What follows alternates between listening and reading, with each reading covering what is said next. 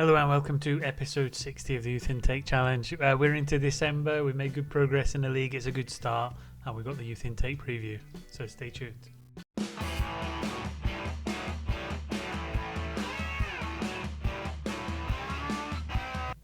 A bit of a change this time. We're going to start with the finances and the club vision side of things. So as you can see, the balance just keeps going up and up. We're up to 60 million now.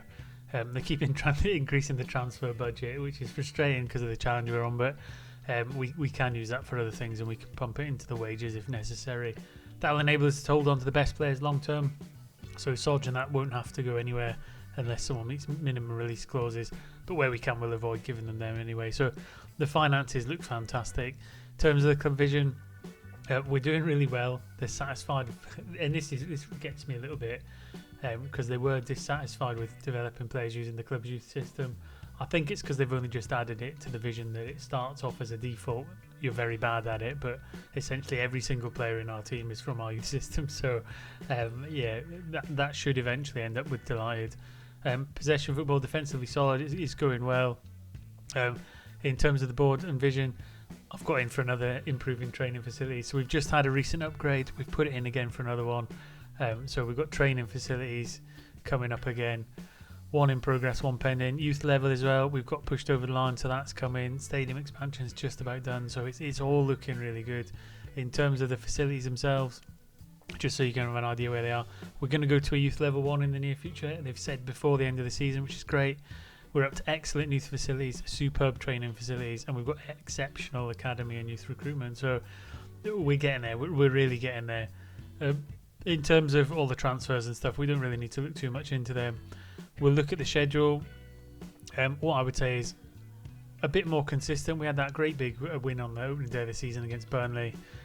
We got narrowly beaten by Aston Villa and West Ham. Roldan getting another goal in there. Eastleigh, we comfortably beaten the Carabao Cup. We fielded quite a strong team because we wanted to try and stay in that as long as possible. We then beat Bournemouth. Roldan getting our goal again. West Ham, frustrating. I think we outplayed them really, but we got beat on penalties, and it was actually our goalkeeper missed the decisive one. Hugely frustrating, but what can you do? Sometimes it's just not your rub of the green. A draw against Nottingham Forest, who have won the league in recent years. I think they came second last year, but a very good little 1-1 draw there. A 1-0 win against our rivals Crystal Palace. That really that was a sweet victory. That 90th minute. John O'Carr getting us another 3 points. 1-1 with Leeds. Frustrating because they were down near the bottom end of the table, but we'll take a point. Every little point helps. 1-1 with Newcastle. Rolled down again, so he's getting more and more goals this season. 1-0 against Everton. Patrick Pepra with a rare outing, getting a goal right towards the end of the game. We had a bit of a dodgy run then. Chelsea, we got beat 1-0, narrow again. You can see we're getting a bit tighter at the back with the formation change. Wolves 2-2, all the goals in the first half. We couldn't capitalise in the second half to get the win. Man City, we beat 1-0, scored fairly early, just managed to hold on, which is just another emphasis of how defensively sound we've been this year. And then Arsenal tore us apart. It was 2-0, it was 1-0 for a long time, but we never really threatened to get back in the game too much. 2-1 victory at home to Liverpool, tasted sweet as an Everton fan, but Dulwich get another 3 points. A 0-0 draw with Fulham. A 3-1 win at West Brom, and then a very narrow 3-2 defeat in Nottingham Forest. All that being said, that's a pretty good run, I think, for our second season in the Premier League. I think points to note is Roldan's doing really well this year in terms of goal scoring. How that looks in the table then, sat in 5th, which is absolutely amazing. I don't know if it's because teams just struggling to win games this year. There's kind of a mid-block there. I think anywhere from mid-table up to 5th is quite tight. I think when you get into the top couple of teams, it splits. So Tottenham, Arsenal and Forest pulling away a little bit. But we're doing really well as we come up towards halfway through the season. You can see Roldan, he's got 10 goals, second top goal scorer, which is really positive. Soggy, he's top assists. Average ratings, we're not quite up there. I think the closest one in there is Soggy. But yeah, all told, a really good start to the season. You can see at the top as well, Newcastle and Forest, the dominant force in recent years. We'll have to see if we can one day slot our way into that kind of bracket, but it won't be in the near term, I don't think. In terms of the tactics, that's what we've been doing. We split him for a defensive midfielder, but because we already had a ball winner, we've let Oviejon do a roaming playmaker support role just to enable him to float all over the pitch and cause a bit of havoc towards the opposition while still remaining a bit defensively sound, and that's been working out pretty well for us. Players a bit fatigued at the minute. In terms of the squad, we've got down to 25 players now. We've let a few extra ones go out on loan because we think they need a bit more time.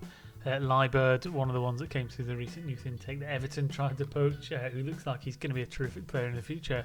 We've sent him out for some game time, as with many of the other players. So we've got quite a set 25-man squad now, which is looking quite comfortable. In terms of the top-rated players, most appearances, Beratoza. Again, we talk about him quite frequently. I don't think he gets the credit he deserves, really, as a creative and goal-scoring force, but 20 to 25 million, 23 years old, so he's still got a lot in him. Got a few little traits in there, so gets into opposition's area, knocks ball past opponents.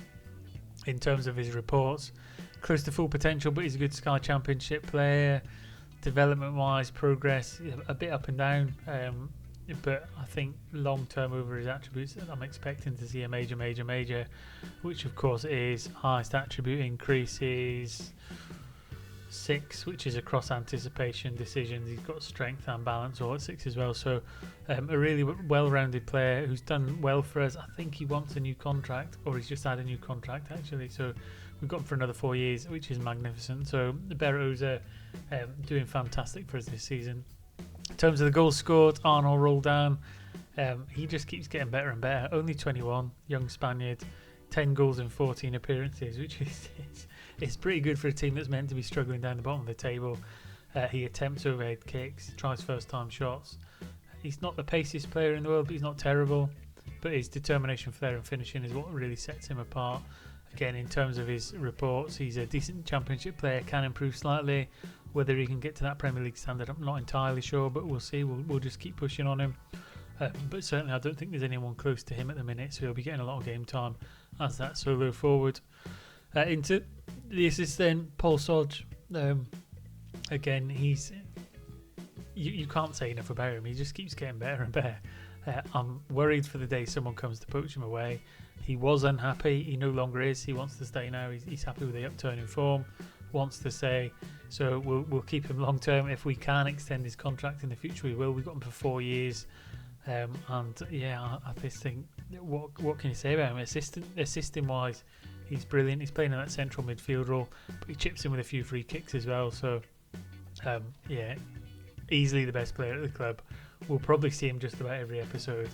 In terms of his report, he can still improve.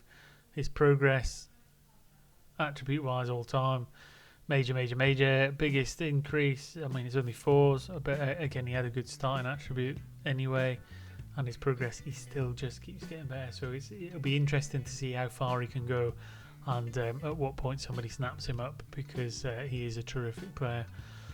Final one, and then in terms of average ratings, who's played the most with a high average? I mean, Sod really, but Roldan. Ibrahim is probably the next one that's played a significant number of games. Again, really solid goalkeeper, playing good at all levels. 15 appearances, 15 conceded, 5 clean sheets. Yeah, I mean, can he get much better? Decent Championship player, could become a good Championship player. I still think Fehim Kutlu is going to go past him in the future. If we did a comparison now between him and Kutlu, I mean, it's getting closer and closer. The spider graphs are looking reasonably sound. Kutlu at some point is going to go past him if we do it by attributes. You can see Ibrahim still has the edge on many aspects, but I see Kutlu catching up with him over the next year or so. In terms of the players who are weighing out the club then, in the development centre, we've got a huge number of players out on loan that are doing well, playing lots of games, which is what you want them to do. Robbie Harris is the one that's increased the most in terms of his ability. Now considered to be a level 2 player, can go a bit further. I think he's currently playing Blackburn. Yeah, he is. Yeah, so Blackburn. Gary Liebird, he's the one I want to keep an eye on. He's the young striker with a huge amount of potential on him, and he had a bit of pace on him initially. It's gone down to 13. I'm hoping he can get that back up again.